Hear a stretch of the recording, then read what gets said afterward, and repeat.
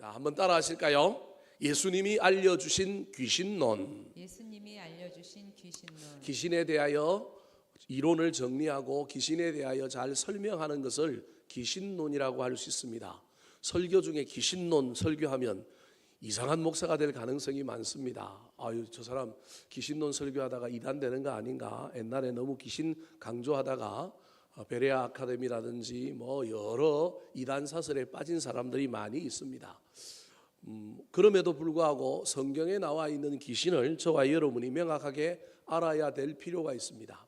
예수님께서 드디어 공생의 3년 사역을 시작하셨는데 누가복음은 그 첫 시작이 갈릴리 나사렛 고향에서부터 시작을 했는데 고향 사람들은 알아보지도 못하고 배척해서 그 중심지를 옮겼는데 어디로 옮겼느냐 하면 갈릴리보다 더 큰 도시인 가버나움이라고 하는 도시로 옮겨서 그 지역에서 예수님의 공생의 3년 사역이 시작됩니다. 오늘 본문 31절이 그 공생의 사역의 중심지가 가버나움이라고 하는 것을 알려주십니다. 같이 한번 읽어볼까요? 시작. 갈릴리의 가버나움 동네에 내려오사 안식일에 가르치심에. 우리도 북쪽에서 남쪽으로 올 때 내려간다라고 하는 표현을 쓰는데 이스라엘 사람들도 저 북부 지역이 가장 소위 말하는 조금 못 사는 사람들이 살던 지역이었습니다. 그래서 이 사람들이 어디를 가든지 간에 이 사람들은 다 조금 더 도시로 가야 되는데 올라간다 그렇게 표현했어야 되는데 그러지 않고 가버나움 동네로 뭐 했다고 얘기하느냐 하면 내려갔다라고 표현하고 있습니다. 여하튼 예수님의 공생의 사역의 3년 중심지가 가버나움이 되었다. 그런데 방금 읽었던 그 말씀의 마지막에 무슨 단어가 나오느냐 하면 가르치심에라고 하는 단어가 나옵니다. 마태복음 8장 32절에 보면 예수님의 공생의 3년 사역을 몇 가지 동사로 잘 풀어서 요약 정리해 놓은 것이 있습니다. 오늘 본문도 그 사역을 중심으로 설명할 수가 있습니다. 예수님의 공생의 3년 사역의 4대 사역은 동사로 치면 첫 번째 가르치시고 두 번째 쫓아내시고 세 번째 모든 약한 것을 고치시고 네 번째가 전파하셨습니다. 오늘 본문의 순서가 그 순서대로 기록되어 있습니다. 간단한 이야기 같지만 이 이야기 속에서 예수님의 사역이 예수님이 오셔서 할 일이 무엇인지 그래서 본질을 잃어버리지 않고 우리 예수님이 간다. 우리는 귀신 쫓아내고 병 고친 것만 눈에 들어오지만 예수님의 공생의 3년 사역의 핵심은 저 네 가지였다. 가르치시고 쫓아내시고 모든 약한 질병들을 고치시고 그 다음에 하늘나라 복음 하나님 나라의 복음을 뭐 하셨어요? 전파하셨습니다. 오늘 본문의 내용들이 다 이 네 가지가 다 기록되어 있는 사건입니다. 하지만 저는 오늘 이 사건 중에서도 두 번이나 반복되고 있는 쫓아내시는 사역, 즉 귀신을 쫓아내는 축사 사역에 초점을 맞추어서 저 이야기 속에 예수님께서 귀신을 내쫓으신 이야기를 통하여 귀신은 도대체 어떤 존재이고 또 그 귀신에 바라볼 때 우리는 어떤 신앙의 태도와 관점으로 바라보고 신앙생활을 해야 할까? 오늘날 우리는 과학시대 또 현대에 발달된 시대에 살다 보니 귀신이 없다고 말하는 사람도 많고 너무 또 귀신에 매여 있는 사람도 많지만 이 귀신에 대한 이해를 어떻게 하고 살아야 할까요? 없지도 않은데 없다고 얘기하고 있지만 너무 과도하게 하는 것도 문제지만 어떤 균형을 가지고 있어야 할까요? 첫 번째입니다. 오늘 예수님께서 귀신을 쫓아내신 이 사건 속에 우리에게 알려주는 귀신은 어떤 존재일까요? 따라 하시겠습니다. 정체성과 이름이 더러운 귀신. 정체성과 이름이 더러운 귀신. 성경에 예수님이 귀신을 이야기할 때 반드시 앞에 수식어 하나를 붙여놨는데 그냥 귀신, 예의 나쁜 놈아 그러지도 않고 뭐라고 맨날 부른다고요? 이 더러운 귀신아. 예수님은 귀신을 부를 때 뭐라고 불렀느냐 하면 더러운 귀신아라고 불렀다라는 걸 잊어버리면 안 됩니다. 여러분 귀신이 침을 질질 흘리고 귀신이 오줌을 쌌고 뭐 귀신 들린 사람이 머리를 풀어헤치고 있었기 때문에 더럽다고 했다.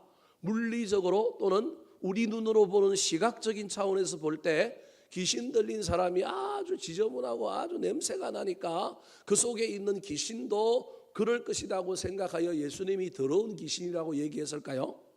물론 그런 경우도 있습니다. 우리는 흔히 귀신 들렸다 그러면 좀 모자란다, 또는 귀신 들렸다 그러면 귀신에게 자기의 온 존재를 빼앗겨서 이성도 상실되고 온전한 인간으로서 행동도 못하고 이런 귀신들만 생각을 해요.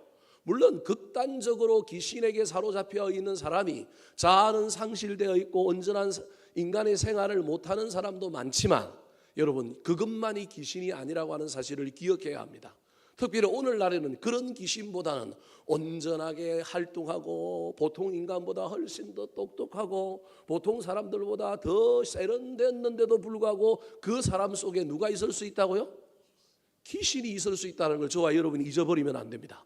우리는 이런 생각은 안 합니다. 우리는 귀신 들렸다 그러면 인지적으로 또는 정서적으로 인격적으로 우리보다 좀 못한 사람, 그래서 귀신에게 사로잡힌 사람이라고만 생각합니다. 어떤 시대에 우리나라가 고도화되지 않았을 때 또는 어떤 상황 속에서는 그러한 귀신들이 많습니다. 그러나 일반적으로 여러분, 귀신이라고 하는 존재를 저와 여러분이 너무 그렇게 천박하게 이해하면 절대 귀신을 이해하지도 못할 뿐만 아니라 이기지도 못합니다. 왜냐하면요, 오늘날에는 그런 귀신이 있어요, 없어요? 그러면 없을 가능성이 많아요. 그냥 우리는 어떻게 이해하느냐 하면 장애인들이나 뭐가 좀 부족한 사람들을 자꾸 귀신 들렸다고 오해하고 착각할 가능성이 있는 거예요. 오늘날에는 그런 귀신보다 훨씬 더 세련되고 훨씬 더 멋진 사람들 속에 들어있는 귀신들이 훨씬 더 많이 있을 수 있습니다. 중요한 건 귀신 들린 사람의 상태가 어떠하든지 간에 귀신이 들어있다라고 할 때 예수님이 말씀하셨던 그 중요한 수식어 더럽다라고 하는 정체성을 가지고 귀신과 귀신 들린 사람을 이해해야 합니다. 자, 오늘 본문 32절과 33절에 귀신 들린 사람이 나옵니다. 같이 한번 읽어볼까요? 시작. 그들이 그 가르치심에 놀라니 이는 그 말씀이 권위가 있음이러라. 회당에 더러운 귀신 들린 사람이 있어 크게 소리질러 이르되. 예수님께서 회당에 들어가서 안식일 날입니다. 그 안식일 날에 말씀을 전했습니다. 고향 나사렛에서 했던 것처럼 예수님이 똑같이 또 안식일 날 해당 예배의 순서에 따라서 어느 순간에 등장하여 예수님께서 말씀을 전했는데 말씀에 권위가 있는 거예요. 카리스마가 있는 거예요. 딴 사람하고 다르는 거예요. 근데 그때 일반 사람들은 저 사람 괜찮네? 일반 사람들은 앞에 했던 사람하고 다르네? 이런 정도인데 귀신이 그 말씀에 자기 정체를 드러낼 수밖에 없게 된 겁니다. 그러니까 33절에 더러운 귀신 들린 사람이 여러분 있었는데, 이 사람은 누가 봐도 귀신 들린 사람이었다고 볼 수 없는 사람이, 그동안에는 평소에는 귀신 들려 있어도 아무에게도 보이지 않았던 사람이 오늘 예수님께서 해당에 들어와 말씀을 전하니 그 말씀이 그를 찔러오니까, 그 말씀이 그를 불편하게 하니까 영은 영끼리 통하여 하나님의 영을 가진 사람은 아멘으로 하답하지만 귀신의 영이 있는 사람은 괴로운 거예요. 힘든 거예요. 그 말씀을 듣고 있기가 힘들었어요. 그래서 지금 뭐하고 있는 거예요?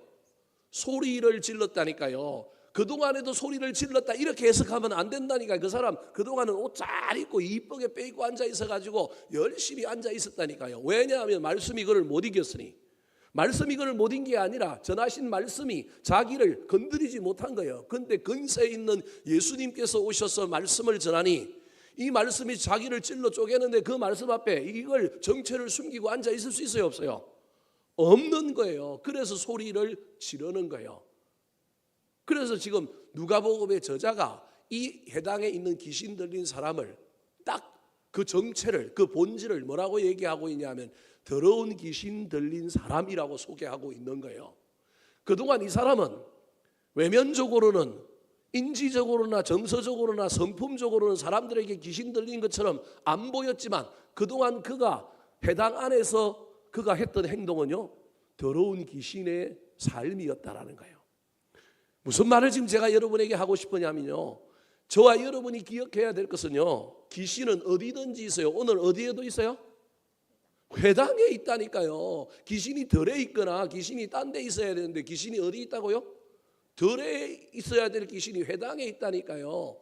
그 회당에 있었다라고 하는 것은 이 사람이 평소에는 이 예수님의 말씀 앞에 노출되기 전에는 이 사람이 신앙 좋은 사람처럼, 율법을 잘 아는 사람처럼, 꽤 성숙하고 꽤 고도한 된 그런 신앙심을 가진 사람처럼 다른 사람 눈에 보인 사람이었다는 거예요.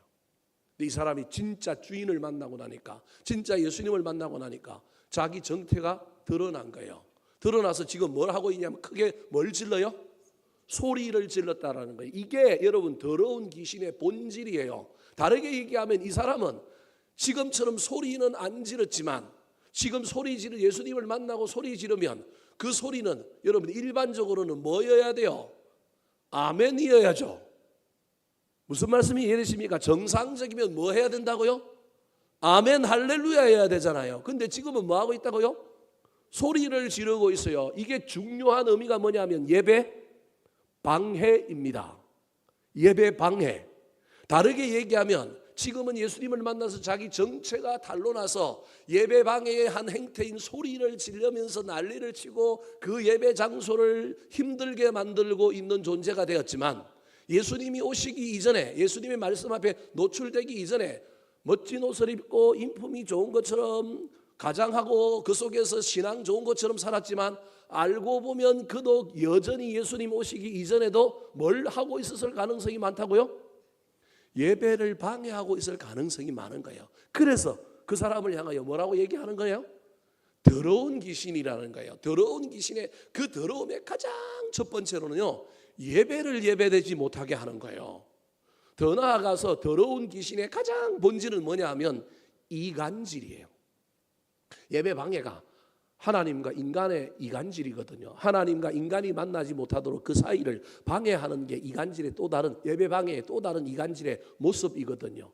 그러니까 저 해당에 그동안 있었던 더러운 귀신 들렸던 사람, 정체가 탄로나기 전에 그가 그 공동체에서 하고 있었던 일의 내용은 무엇일 가능성이 있느냐 하면 이간질이었을 가능성이 있는 거예요. 그걸 지금 뭐라고 얘기하느냐 하면 더럽다 이렇게 표현하고 있는 거예요.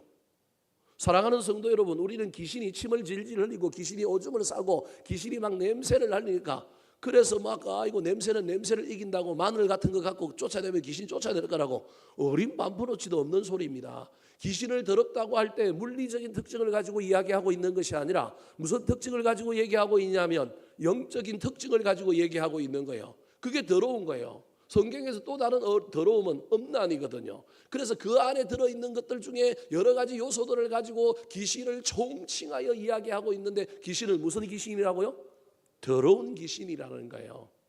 다르게 이야기하면 이 귀신은요, 절대 사람에게 또는 공동체 구성원에게 유익을 주는 존재가 아닌 거예요. 특별히 그 유익의 가장 핵심이 뭐냐 하면 하나님 만나는 건데, 하나님 못 만나게 하고 이간질하고 하나님 대신에 우상 숭배하는 것에 대한 가장 큰 우상 숭배가 두 가지인데, 하나가 간음과 하나가 탐심이란 말이에요. 이런 것을 가지도록 만들어 있는 존재의 삶을 숨기고 사는 거예요. 우리는 귀신이 그냥 막 어떤 물리적으로 어떤 행동을 하고 어떤 심리적으로 이상한 행동을 하고, 그거는요 드러났을 때 한 이야기고요. 드러나기 전에는요 그 삶을 그대로 유지하면서 숨어 살고 있다라고 하는 사실을 잊어버리면 안 됩니다. 예수님께서 이 귀신을 꾸짖어서 쫓아내니까 이 귀신이 어떻게 하면서 나갔을까요? 자, 35절 말씀 같이 한번 읽어볼까요? 시작. 예수께서 꾸짖어 이르시되 잠잠하고 그 사람에게서 나오라 하시니 귀신이 그 사람을 무리 중에 넘어뜨리고 나오되 그 사람은 상하지 아니한지라. 복음은 사람을 상하지 않게 하고 복음은 사람을 살리지만, 귀신은 반드시 자기가 숙주로 살았던 사람이든 자기가 속했던 공동체든 다 거꾸로 터이고 넘어뜨리고 다 망하게 만드는 것이 누구의 특징이라고요? 귀신의 특징인 거예요. 사람이 적어도 자기가 지나간 자리는 추억이 되게 있어야 되지 않겠습니까? 그래야 훗날 뭔가 인생을 되돌아볼 때라도 기분이 좋지 않겠습니까? 귀신은 그런 게 없어요. 귀신은 전부 망가뜨리고 나와야 뭐한가요? 귀신인 거예요. 사랑하는 성도 여러분, 오늘날 물리적인 귀신에 대하여 또는 어떤 막 활발하게 활동하는 영적 세계의 귀신에 대하여 저는 여러분에게 그런 설교할 생각은 전혀 없습니다. 한 인간을 온 시간과 온 인격을 다 붙잡고 귀신이 지배하는 시대는 제가 보기엔 오늘날 우리나라의 시대에는 거의 이제는 사라져가는 시대인 것 같습니다. 그게 없다라는 얘기가 아닙니다. 귀신이 한 사람을 어떤 일정한 기간 동안 붙들고 메어서 인간적인 요소도 사라지게 만들고 완전히 이상한 사람으로 만들어 놓는 귀신의 사로잡힘이 있지만, 오늘날 이제 귀신은 그런 작전을 쓰지 않습니다. 이 시대의 문화와 이 시대의 가치관 속에서 귀신은 또 다른 행태로 우리를 사로잡고 우리를 뒤에서 우리를 행동하게 만들 때가 있는 겁니다. 멀쩡했던 사람들도 자기가 왜 그렇게 행동을 했는지, 자기가 왜 그렇게 살았는지를 잘 이해하지 못하고 정신을 번쩍 차려서 내가 뭐에 홀렸다고요? 귀신에 홀린 모양이야. 내가 귀신에 사로잡혔던 것 같아. 여러분, 이런 말들이 아무렇게나 하는 말이 아니라고 하는 사실을 기억해야 합니다. 나도 모르는 사이에 내가 귀신에게 내 자신을 내어줄 수 있고 사로잡힐 수 있는 것입니다. 사랑하는 성도 여러분, 저와 여러분은 지금 현재 귀신 노릇하고 있고 귀신처럼 이간질하거나 더러운 귀신의 삶을 살고 있지는 않습니까? 복음은요, 살립니다. 복음은 세웁니다. 복음은 내가 떠난 자리도 아름답게 만드는 것이 복음입니다.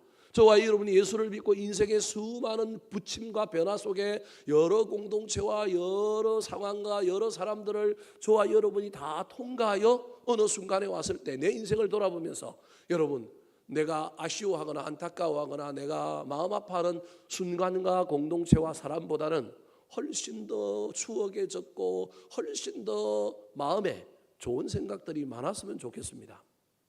엊그젠가 텔레비를 보는데 그 배우 중에 키 크고 아주 그 뚱뚱한 이장우라고 하는 배우가 있어요.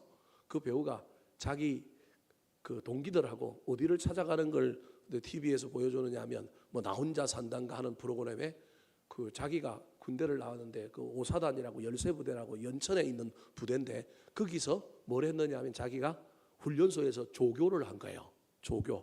최근에 방탄소년단 중에 한 명이 거기 후임으로 들어가서 조교하다가 뭐 은퇴했는데 연천 시내가 발칵 뒤집혔다. 한 달 전인가 두 달 전인가 뭐 그런 신문이 기사가 나왔는데, 그 부대에서 이 이장우가 뭘 했느냐 하면 조교를 한 거예요.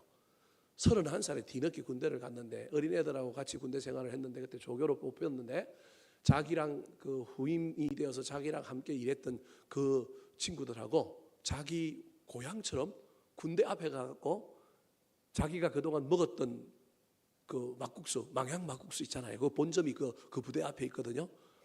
망향 막국수라고 유명한 막국수집 있잖아요. 그게 시작이 어디서 했느냐면 그 연천 거기서부터 시작해갖고 전국에 깔렸는데, 거기 밥 먹으러 가고 뭐 시장에 가서 자기 순댓국 먹고 뭐 이런 옛날 생각하면서 군대 생각하면서 간 거예요. 여러분, 남자들 중에요, 군대 생각하면 쳐다봐요, 안 쳐다봐요? 안 쳐다보는 사람은 추억이 좋은 거예요, 나쁜 거예요? 나쁜 거죠. 가기도 싫은 거죠. 보기도 싫은 거죠. 그런데 여러분, 뭐 그 사람이 추억을 좋게 안 만들었다 뭐 이런 의미로 제가 설명하려고 하는 게 아니라, 좋으면요 지나도 뭐가 나요? 생각이 나고, 좋게 하고 왔으면 아름답게 추억이 있었으면 늘 그걸 쳐다보는 거예요. 그런데 그때 소위 말하는 행복안이라고, 우리로 치면 우리 때는 뭐 주임 상사라고 불렀는데, 여자 행복안이 주임 상사가 나와가지고 같이 밥 먹으면서 선물도 주고 하는 이런 장면들을 보여주는데, 야, 저 친구가 그래도 군대 생활 재미있게 했구나. 그리고 막 연천 들어오는 순간 뭐 이건 자기 감성이겠죠. 벌써 군대 냄새 난다 그러고 뭐 이러면서 방송 찍는 걸 보면서, 야, 저 친구는 군대가 행복했구나. 그러면서 저도 군대 생활을 한번 되짚어 봤어요. 되짚어 봤는데, 저도 막 군대 생활을 막 이게 가고 싶은 거예요. 군대를 가고 싶다니 아니라 군대 생활로 돌아가고 싶은 거예요.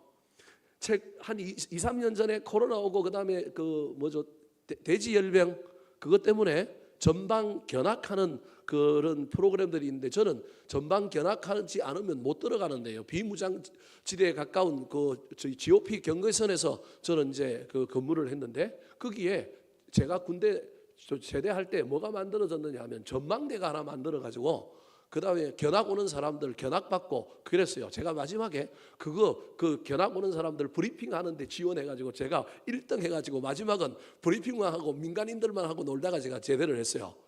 그거 딱 가면 바로 북한이 바로 보여요. 915, 916 교지라고 바로 넘어서 막 북한에 뭐 저 기마 쪽이 다 보이는 데인데, 아주 높은데 그 전망대를 딱 지어놓고, 옛날에 그때는 아직 그 전망대가 아직 제대로 되지 않아 갖고 신막사를 지었는데 누구 혼자 살았느냐면 저 혼자 거기 막사 가서 살았어요. 뽑히고 나서 전부 연관금들 들어오고 막 이래야 되는데 아직 뭐 체제가 안 갖춰서 갖고 저 혼자 거기서 잘 먹고 잘 살다가 맨날 보병 부대가 저 지켜주고 있었는데 올라와 가지고 저한테 부럽다고 하고 가고 막 그러고 있었을 때예요.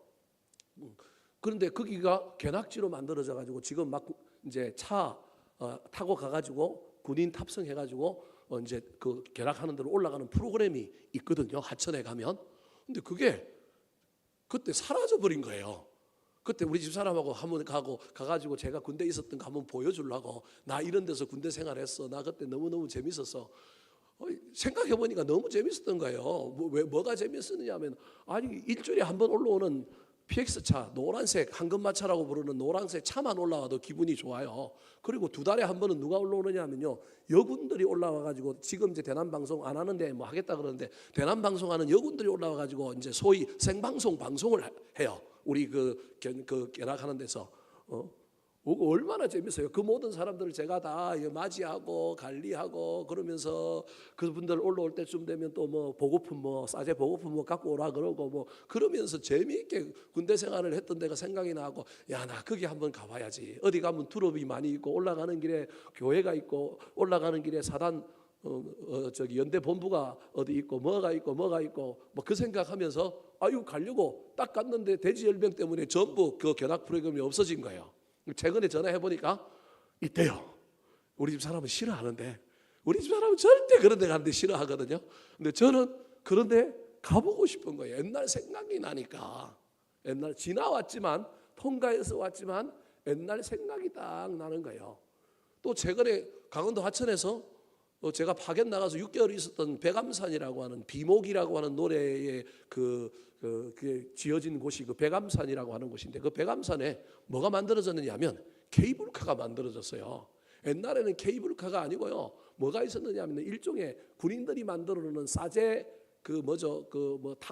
고바이 타고 올라가는 거 모노레일 같은 게 있어가지고 그건 한 사람만 타고 올라가요. 뭐 때문에 만들어놨느냐 하면 부식 때문에 부식이 밑에까지 오면 그걸 전부 짊어지고 올라가야 되는데 그 짊어지고 올라가는 걸 힘들어가지고 싸제로 살짝 우리들끼리 좀 재주 있는 놈 동원해가지고 싸제로 뭘 만드느냐 모노레일 한 명만 타고 올라갈 수 있는 모노레일을 만들어가지고 부식 그걸로 막 그렇게 하고 그 백암산에 그렇게 했는데 지금 그 백암산에 뭘 만들어놨느냐면 케이블카를 만들어갖고 비무장지대 아닌데 화천이 관광객들 유입하려고 이제 그런 걸 만들어놨대요.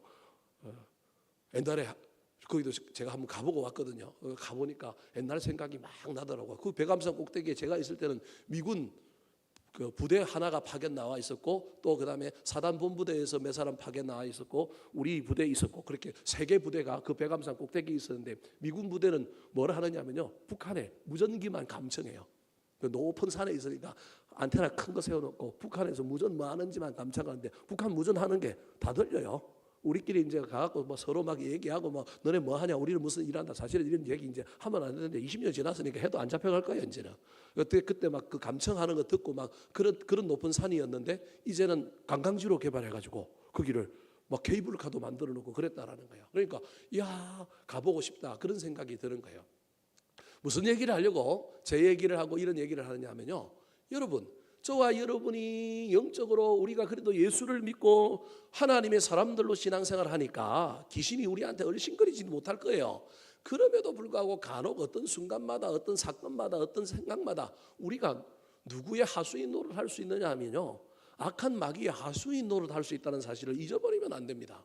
그건 내가 원하고 원치 않느냐의 문제가 아니라요 우리가 믿음이 있느냐 없느냐의 문제가 아니라 여러분 우리도 모르는 사이에 깜빡깜빡 사로잡히고 깜빡깜빡 넘어갈 수 있다는 사실을 기억해야 됩니다.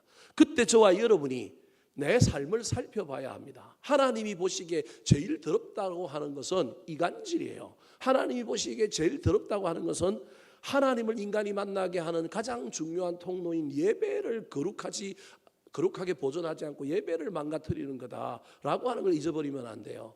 마지막에 내가 넘어뜨리는 사람이 아니라 마지막일지라도 내가 그 길을 나온다 할지라도 그 길을 뭐하고 나오는 거냐면 온전하게 하고 나오는 거예요. 그래서 마태복음에 보면요 여러분 7 귀신 들린 사람의 이야기가 나오잖아요. 처음에 귀신 하나 들었는데 이 귀신이 조용히 뭐 했어요? 그 사람에게서 떠나갔잖아요. 그래 놓으니까 나중에 떠나간 자리를 뭐 했어요? 청소해놨잖아요.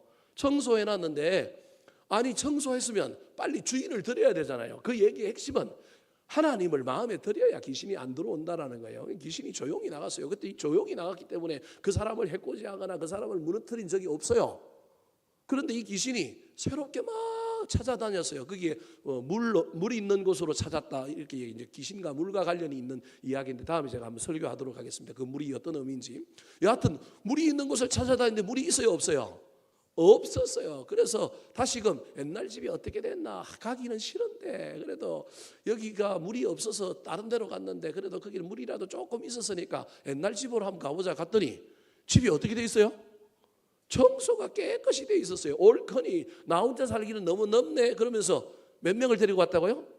친구 귀신 데리고 왔고 7 귀신을 데리고 왔고 같이 살았다라고 하는 이야기가 나오지 않습니까? 제가 엉뚱한 적용인 것 같지만 그 귀신이 해코지 안 하고 갔더니 어떻게 됐어요? 더 좋은 집으로 만들어져 있잖아요. 무슨 얘기냐? 저와 여러분이 어떤 자리를 옮기고 무엇을 하게 될 때, 직장에서도 어떤 일을 하게 될 때, 또는 관계의 영역에서 저와 여러분이 맺고 끊음 속에서는 할 수만 있다면 더럽게 하면 안 됩니다. 그게 귀신의 전략이고 귀신의 특징이라는 겁니다. 모든 관계의 영역에서 저와 여러분은 더럽게 하는 것이 아니라 깔끔해야 합니다.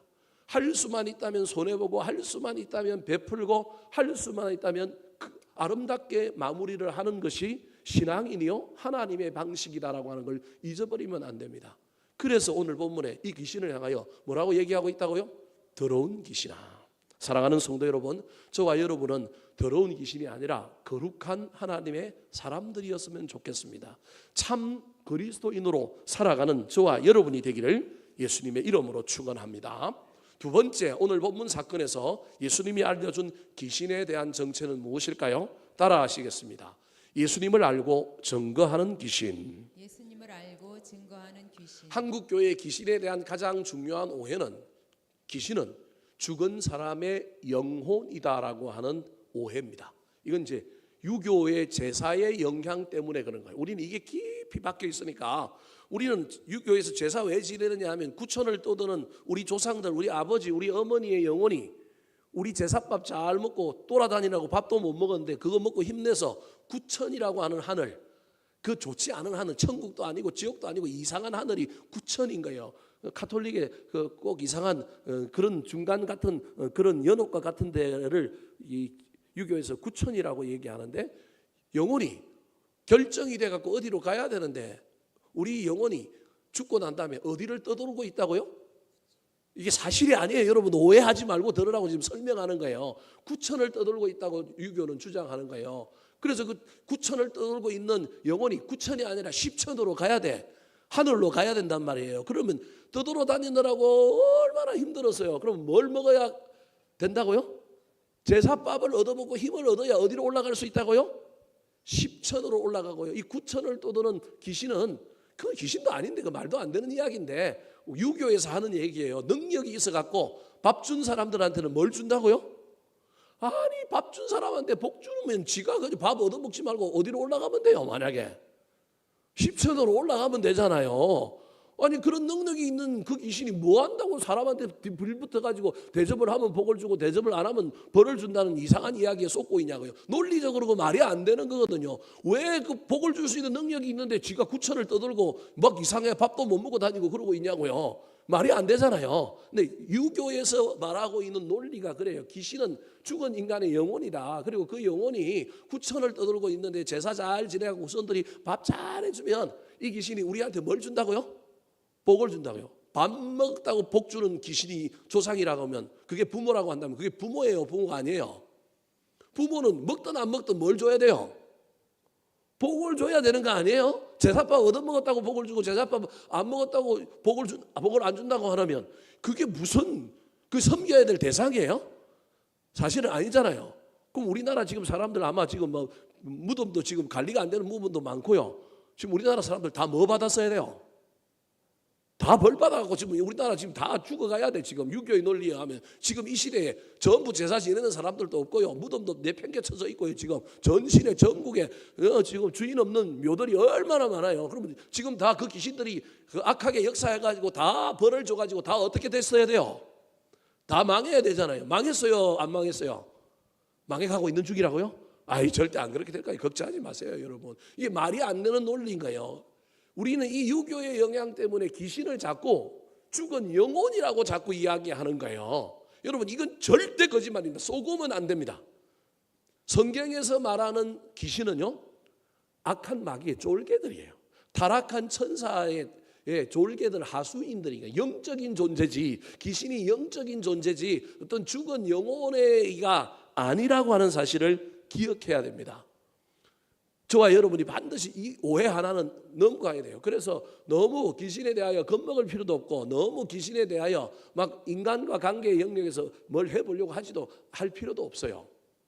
또 다른 하나가, 이건 구원파와 일부 신사도 운동하는 또 신비주의나 어떤 축사사역이나 어떤 귀신사역과 관련하여 너무 강조점을 많이 두고 있는 모든 사람은 모든 일에 귀신을 다 이야기할 뿐만 아니라, 심지어는 예수 그리스도께서 이 땅에 성육신하신 이유가 뭐 때문에 오셨다고요? 귀신을 멸하러 왔다라고 주장하는 사람이 있어요. 이거 제가 하는 얘기가 아니고 우리 기독교의 정통 분파 중에서도 귀신론에 대한 강조점이 너무 지나쳐서 예수님이 이 땅에 오신 성육신의 목적이 우리를 구원하기 위하여 온 게 아니라 뭘 하러 왔다고요? 귀신을 멸하러 왔대요. 그래서 우리도 이 땅에서 예수 믿으면서 구원받은 우리는 구원받은 존재인 동시에 우리는 이 땅에서 귀신하고 뭐하고 살아야 된다고요? 싸우고 대적하고 귀신을 멸하고 귀신을 이기며 살아야 하는 게 신앙생활이라는 거예요. 여러분, 이 말이 완전히 틀린 건 아닙니다. 여러분, 기억하셔야 됩니다. 이게 너무 지나쳐서 문제지요. 여러분, 귀신도 대적해야 되고요, 귀신도 싸워야 되고요, 우리가 귀신에게 잠시 잠깐 사로잡힐 수도 있고요, 아예 사로잡힐 수 있다는 걸 여러분, 저와 여러분이 그냥 아무 생각 없이 인정하지 않고 넘어가면 골치 아파요. 그것을 주장하는 사람들의 성경 근거가 요한 1서 3장 8절과 오늘 본문에 나오는 얘기예요. 자, 34절 말씀 다시 한번 읽어볼까요? 34절입니다. 시작. 나사렛 예수여, 우리가 당신과 무슨 상관이 있나이까? 우리를 멸하러 왔나이까? 나는 당신이 누구인 줄 아노니 하나님의 거룩한 자니이다. 귀신이 자기 입으로 예수님을 향하여 왜 당신이 나한테 와고 나에게 힘들게 하고 나를 불편하게 합니까? 그러면서 예수님의 오신 목적을 귀신 스스로가 이렇게 이해했다라는 거예요. 우리를 뭐하러 왔다고요? 멸하러 왔다라는 거예요. 여러분, 이건 귀신의 이해지 성경의 이해가 아니에요. 이건 귀신의 이해지 우리 예수님이 또는 우리 하나님이 우리에게 가르쳐 주신 성육신의 목적, 예수 그리스도가 이 땅에 오신 목적이 아니라는 거예요. 그 목적, 구원이라고 하는 목적에 연하여 연결되어서 귀신도 쫓아내고 귀신이 멸해지는 것이 없다라는 얘기가 아니라 귀신을 멸하는 게 주 목적은 아니라는 거예요. 더 큰 주 목적인, 여러분, 구원을 하다 보면 귀신이 쫓겨나고 귀신이 멸해지는 것은 부가적으로 달려있는 당연한 일일 뿐이라는 거예요. 이해되셨습니까? 근데 이게 귀신이 주 목적이 되면 신앙의 모든 관점과 신앙의 모든 목표가 뭐하고 관련이 있어야 돼요? 여러분, 우리 신앙의 목표는 하나님이에요. 우리 신앙의 관계는 누구하고 관계예요? 하나님하고 관계예요. 근데 이 관계와 이 초점과 에너지를 전부 어디로 바꿔놓는 거예요? 귀신으로 바꿔놓는 거예요. 그래서 나중에 하나님 섬기고 하나님 사랑하는 게 아니라 하나님은 잘 모르고 누구만 알아? 귀신만 됐다 하는 거예요. 이상한 신앙생활을 강조하고 이상한 생활을. 그래서 믿음 좋은 게 뭐 하는 게 믿음 좋은 거라고요? 하나님은 몰라도 뭐를 알면 돼요? 귀신을 알아. 그래서 귀신이 어떤 귀신인지 귀신이 뭔지를 알아. 아니, 그게 잘못된 건 아닌데 그건 부차적인 거여야 되잖아요. 근데 신앙생활을 자꾸 신비적이고 어떤 치유와 이적에 포커스를 맞춘 사람은 그걸 목적으로 만들어 놓고, 그래서 신앙생활의 모든 핵심은 귀신과 싸워 이겨야 되는 거예요. 그러면 나중에 모든 우리의 삶의 현장에 전부 막 귀신이 다 들어와 있는 거예요. 귀신이 들어와 있죠. 그렇다고 해서 다 들어와 있나요? 그렇지도 않은데도 불구하고 전부 그렇게 초점을 맞추도록 하는 거예요. 요한일서 3장 8절에 보면 뭐라고 얘기하고 있느냐 하면, 예수 그리스도가 이 땅에 온 것은 마귀의 일을 멸하러 왔다라고 해요. 거기는 마귀를 멸하러 온 게 아니라 마귀의 뭘 멸하러 왔다고요? 일을 멸하러 왔는데 성경을 안다고 하는 사람들이 거기에 마귀와 멸하러 왔다라는 말만 가지고 일이라고 하는 단어는 잊어버리고 예수님이 이 땅에 오신 이유가 뭘 하러 왔다고요? 마귀를 멸하러 왔대요. 마귀의 일을 멸하러 왔다예요. 마귀의 일이 뭐예요? 예수 못 믿고 죽어서 어디 가게 만드는 거예요? 지옥 가게 만드는 거예요. 그럼 마귀의 일을 멸하는 것은 예수 믿고 구원받게 만들어서 어디 가게 만드는 거예요?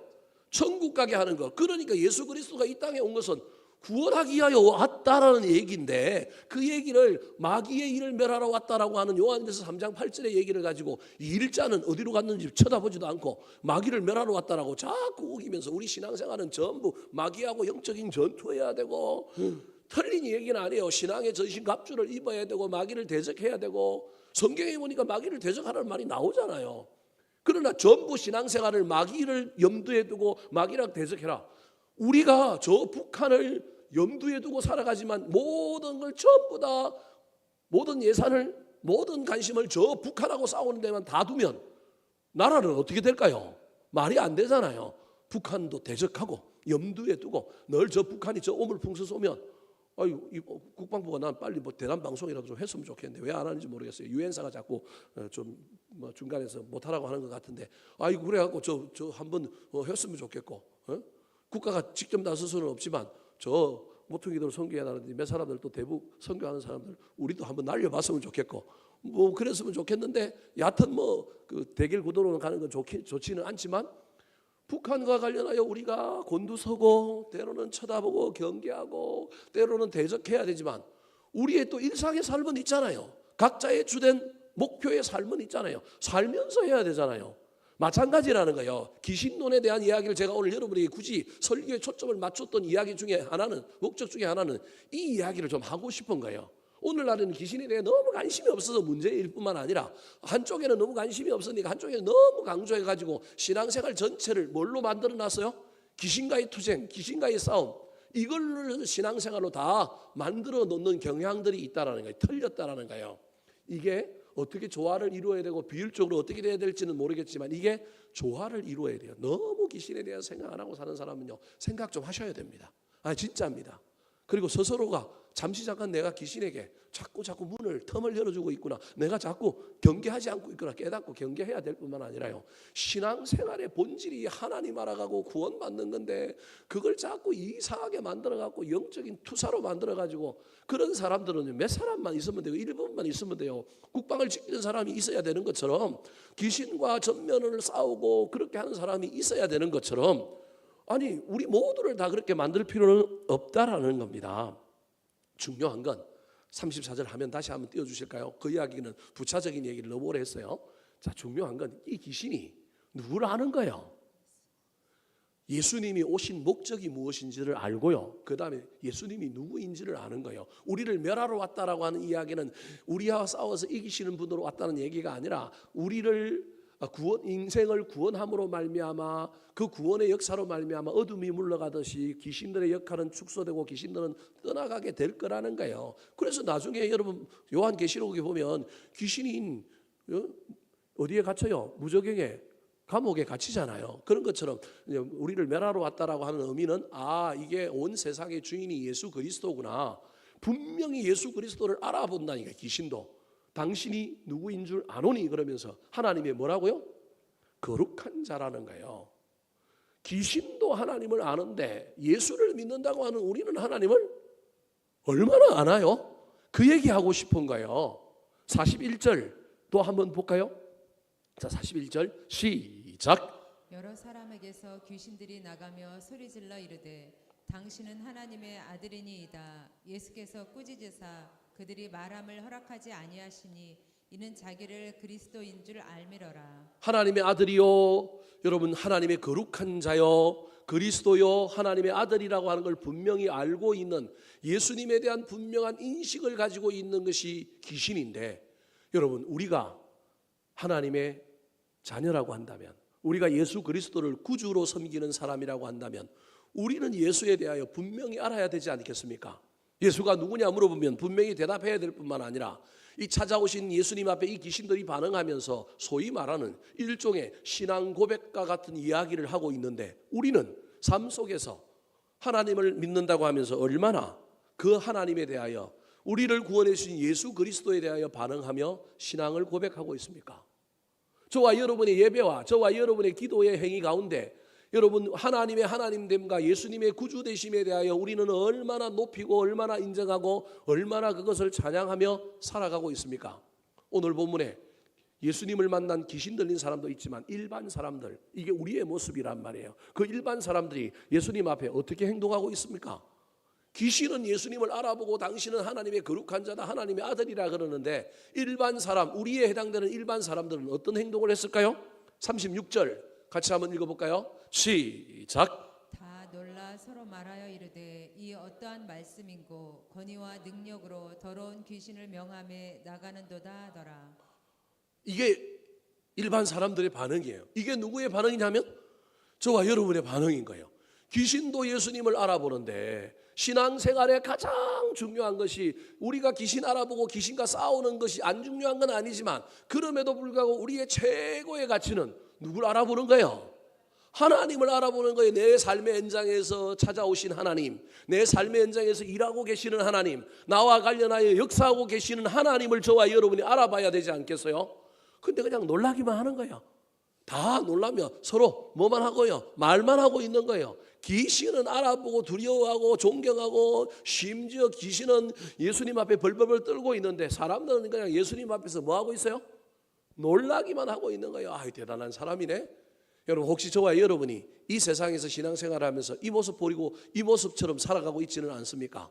도리어 반대 방향이어야 하지 않겠습니까? 귀신이 보이고 있는 반응을 누가 보여야 될까요? 우리가 보이고, 더 넘어가서 그 귀신은 안 하고 있는 찬양과 영광을 돌리는 일을 우리가 해야 하지 않겠습니까? 그런데 예수님 당시에도 예수님을 알아보고 찬양과 영광을 돌리기까지는 아니더라도 알아보고 인정하는 것은 영적인 존재인 귀신이었고요. 사람들은 전부 신기한데 놀랍다 이런 정도였다는 겁니다. 오늘날 저와 여러분의 삶을 귀신보다 높은 자리에 놓을 수 있게 되기를 소망합니다.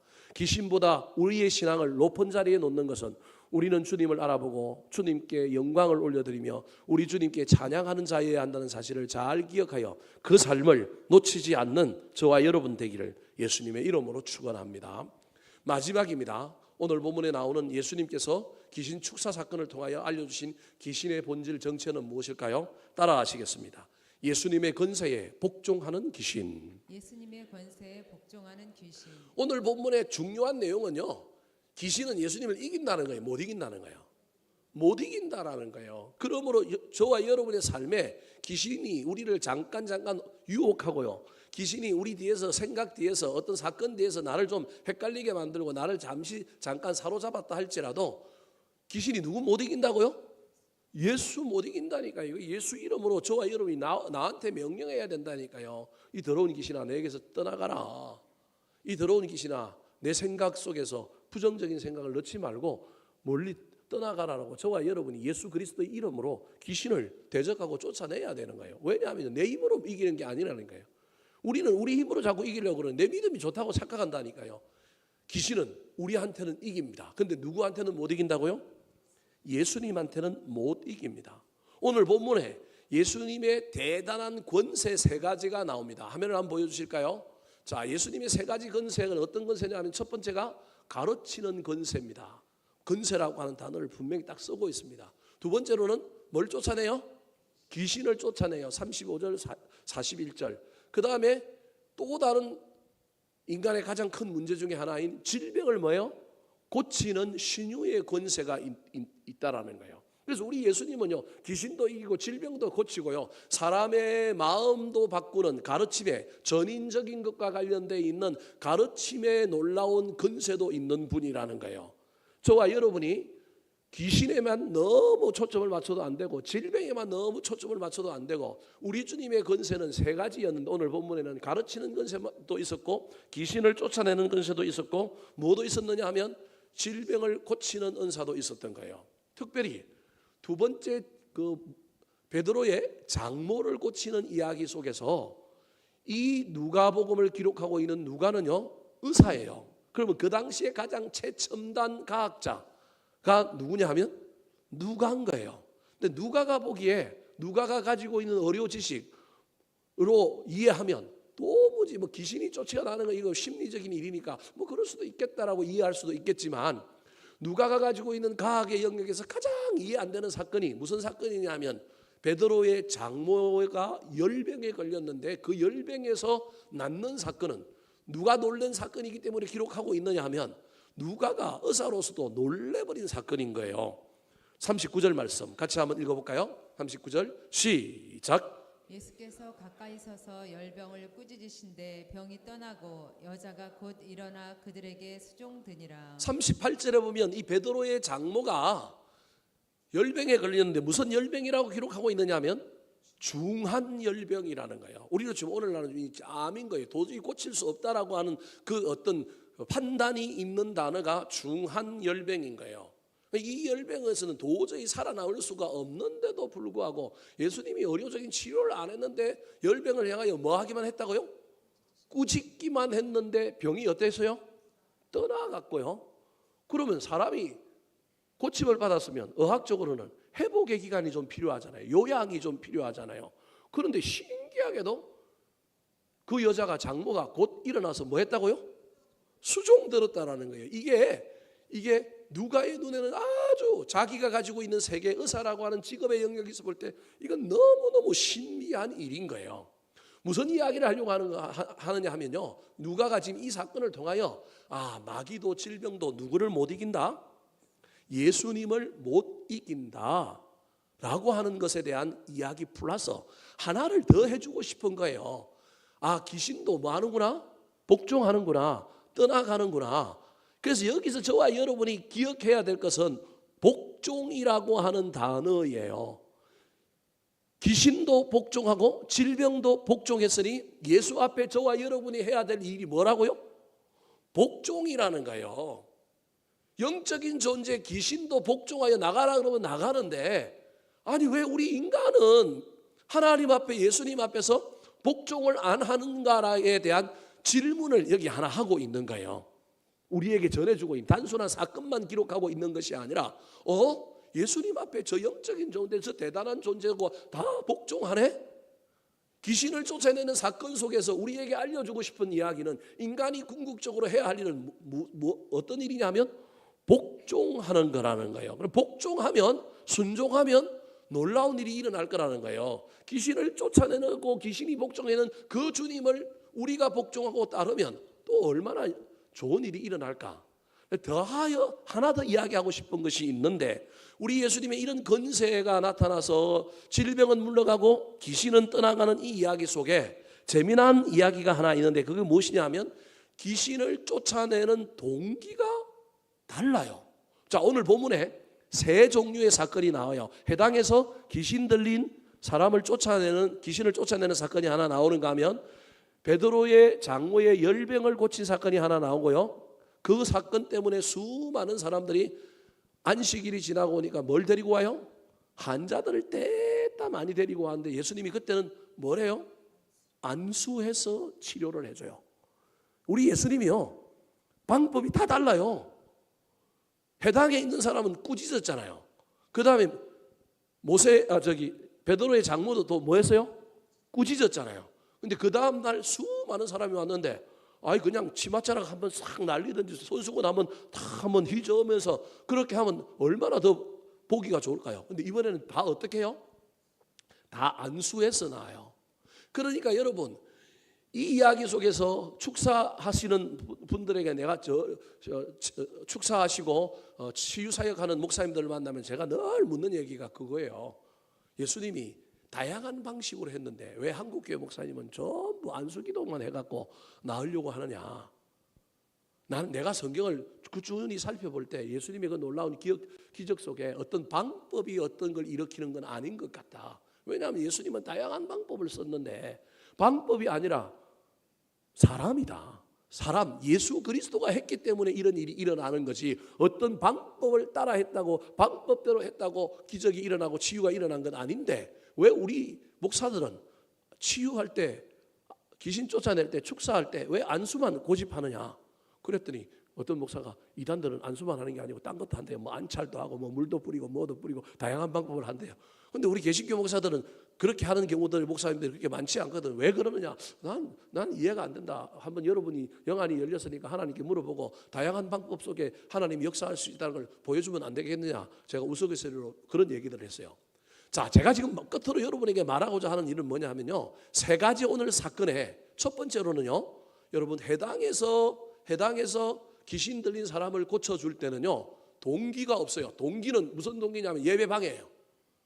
예배가 방해되니까 예수님이 예배 방해되는 걸 빨리 막으려고 귀신을 뭐한 거예요? 쫓아낸 거예요. 이건 예수님이 자발적으로 스스로 뭐한 거예요? 스스로 귀신을 쫓아낸 거예요. 그런데 나머지 두 개의 사건은요 예수님이 스스로 한 게 아니라 상황 속에서 어쩔 수 없이 비자발적으로 하신 거예요. 다르게 얘기하면 저와 여러분이 귀신을 쫓아내는 사건과 같은 고난과 어려운 문제 앞에 그것을 쫓아낼 수 있는 예수님의 권세를 힘입고 예수님의 권세와 능력이 나타나게 하는 동기를 이해해야 된다는 거예요. 순종과 함께 복종과 함께 저와 여러분이 기억해야 될 귀신을 쫓아내는 사건 속에서 기억해야 될 것은 예수님의 마음이 움직이는 동기가 뭐냐는 거예요. 무슨 동기 때문에 우리 예수님께서 고쳤냐는 거예요. 첫 번째 자발적인 동기는 예배를 방해하지 않게 하려고 빨리 저 귀신 뭐한 거예요? 쫓아낸 거예요. 두 번째 동기는 뭘까요? 자, 38절 같이 한번 읽어볼까요? 38절 시작. 예수께서 일어나 회당에서 나가사 시몬의 집에 들어가시니 시몬의 장모가 중한 열병을 앓고 있는지라 사람들이 그를 위하여 예수께 구하니. 자, 예수님의 권세가 대단해요. 귀신도 예수님의 권세를 못 이겨요. 그런데 그 예수님의 권세는요 아무 때나 나타나는 권세가 아니었다라는 거예요. 자발적으로 나타나기도 하지만 비자발적으로 안 나타내 버리려고 하는데 우리 예수님은요 축사하시고 귀신 쫓아내는 게 주사역이 아니에요. 이거 우리 예수님이 자발적으로 하신 경우들이 그렇게 많지가 않다니까요. 비자발적인 경우가 많다니까요. 그럼 언제 비자발적으로 이런 일이 일어났느냐? 사람들이 그를 위하여 예수께 뭐하니? 구하니. 그러니까 놀라운 예수님의 권세와 능력이 나타나는 동기 중에 하나는 다른 사람의 중보인 거예요. 그 중보로 말미암아 예수님이 그 귀신을 그 열병을 치유하시고 뭐한 거예요? 쫓아내어 준 거예요. 세 번째 안식일이 지나고 난 다음에 축사하시는 거 한번 볼까요? 자, 40절 말씀 같이 한번 읽어보겠습니다. 시작. 해질 무렵에 사람들이 온갖 병자들을 데리고 나아오매 예수께서 일일이 그 위에 손을 얹으사 고치시니. 해질 무렵이라고 하는 것은 안식일날 해당에서 지금 쭉 이어졌잖아요. 해가 지고 나면 하루가 바뀐 거예요. 이스라엘 달력은. 그래서 이날은 안식일이 아닌 거예요. 그래서 안식일날 병자를 고쳐도 되니까 사람들이 기다렸다가 해질녘에 온갖 병자들을 뭐하고 온 거예요? 데리고 온 거예요. 여러분 데리고 오면 우리 주님의 마음이 동기가 움직인다는 거예요. 데리고 오면 이게 무슨 말이냐 하면요 많은 사람들이 자기 유익을 구한 것이 아니라 타인의 유익을 구하기 위하여 그 사람들을 긍휼히 여겨주시기를 바라는 마음을 가지고 데리고 온 것에 누구 마음이 움직였다고요? 예수님의 마음이 움직였다라는 거예요. 그래서 예수님께서 그들에 대한 긍휼한 마음으로 그냥 도포자락 하면 휘날리고 그냥 손수건하면 쭉 하고 아니면 말로도 고칠 수 있는데 그 사람들의 불쌍함을 보고 온갖 병자들의 불쌍함을 보고 어떤 접촉점 친밀한 인격적인 치유를 위하여 머리에 뭘 얹으신 거예요? 손을 얹었어요. 머리에 손을 얹어야만이 낫는 게 아니라 머리에 손을 얹는 이 행위를 통하여 그들의 마음을 위로하고 그들을 온전히 치유하고자 하는 우리 주님의 놀라운 사랑이 나온 거예요. 저 사랑이 어떤 동기 때문에 나왔느냐면 데리고 온 사람들 때문에. 우리 예수님이 어떤 집에서 복음 전하는데 뭘 뚫고 내려와요? 지붕 뚫고 내려오잖아요. 그러니까 고쳐요, 안 고쳐요? 고치잖아요. 우리는 예수님께서 귀신 쫓아내고 축사하시고 이적 행하는데 도사고 우리 주님은 그거 행하려고 이 땅에 오신 것처럼 했다고 착각하는 사람들이 있는데요. 절대 우리 주님은 자발적으로 그 일하는 경우들이 그렇게 많지가 않다니까요. 대부분 다 비자발적인데 어떤 동기가 있었기 때문에 했다라는 거예요. 그러면 예수님의 진짜 동기는 뭐냐는 거예요. 자, 43절 같이 한번 읽어볼까요? 시작. 예수께서 이르시되 내가 다른 동네들에서도 하나님의 나라 복음을 전하여야 하리니 나는 이 일을 위해 보내심을 받았노라 하시고. 자, 저렇게 병자들을 안수하고 많이 고쳐주니까 사람들이 이제 아침에 예수님 보고 우리 동네 계속 남아 계십시오. 떠나가지 마십시오. 바지가랑이를 붙들고 늘어진 거예요. 그때 우리 예수님이 그 바지가랑이를 탁 떨치면서 일어나서 하신 말씀이 저 43절이에요.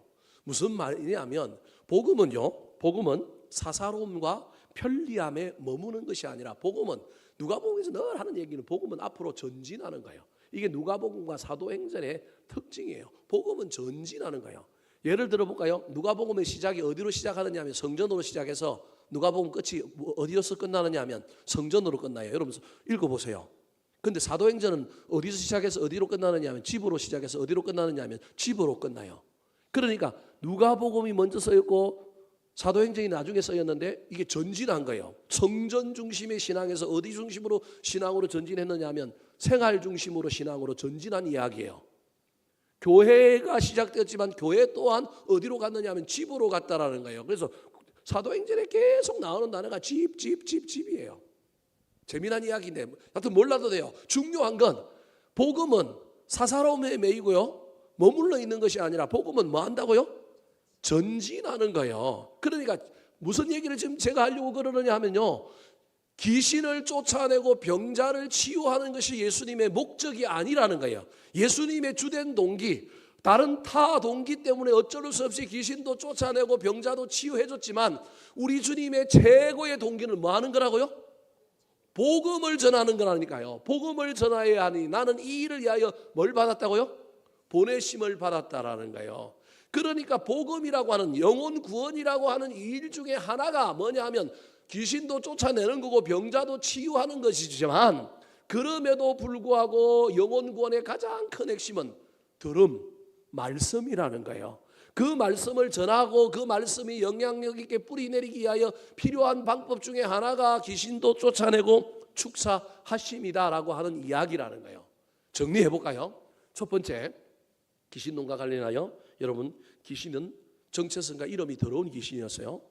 그래서 우리가 귀신 들려가지고 우리가 귀신에게 사로잡혀가고 더러운 짓 하고 있으면 나도 모르는 사이에 귀신이 하수인 노릇하는 거니까 우리는 더러운 사람이 아니라 우리는 거룩한 사람들이에요. 그거 잊어버리지 않고 살아가면요 귀신이 우리 가운데 얼씬해요? 못해요? 못해요. 내가 더러운 짓 하면 귀신이 나한테 얼씬거리는 거예요. 두 번째, 귀신은 예수님도 알고 예수님을 뭐예요? 증거하잖아요. 근데 우리는요 예수님에 대하여 놀랍다 대단하다 이런 정도만 있으면 안 되고 예수님을 알고 증거하는 그 귀신보다 우리가 훨씬 더 예수님을 더 알고 고백하는 신앙생활을 하고 우리가 예수 그리스도를 전하면 귀신은 우리한테 얼씬거린다 못한다? 못한다. 복음 전하고 예수 그리스도를 찬양하는 순간 귀신은 다 물러가고 떠나가게 된다라는 거예요.